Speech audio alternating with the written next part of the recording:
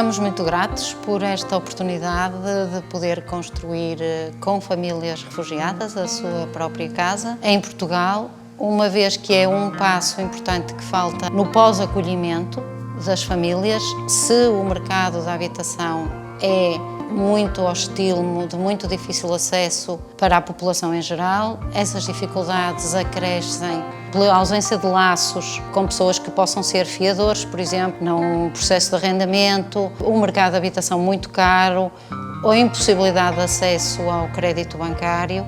E com esta solução, de forma como a Associação Domus trabalha, a família participa na angariação de donativos, mas participa também na própria obra.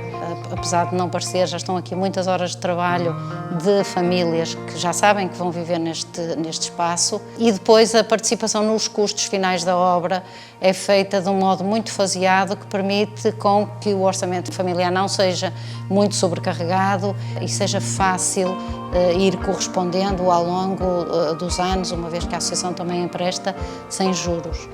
Para nós era um sonho um bocadinho difícil de alcançar, mas não impossível, e por isso é que nos metemos nesta aventura. São 6 famílias que vão poder viver neste espaço, portuguesas e refugiadas. A comunidade de Tadim, com quem já temos tido algum contacto, mas depois também a Miru, encarregar-se-á da formação e dos laços com a comunidade. O máximo de trabalho aqui deverá ser feito por voluntários.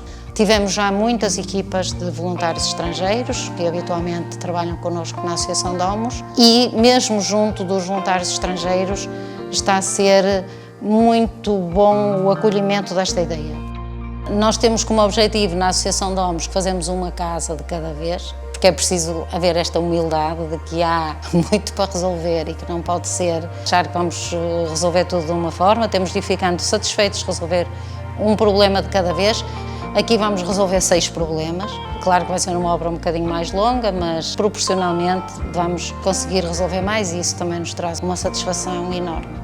Todos podemos fazer parte, todos podemos ser voluntários, todos podemos angariar materiais para esta obra, sempre em articulação com o engenheiro responsável pela obra, para que não haja materiais que acabam por ser uma despesa desnecessária e que depois não têm lugar aqui. Criar equipas, estamos em pleno verão, vamos ter imensas oportunidades de estar aqui. A obra é muito grande, portanto permite a presença de muitas pessoas e por isso apelamos a que todos se mobilizem para ajudarem estas pessoas a pôr a sua casa de pé e também com o menor custo possível.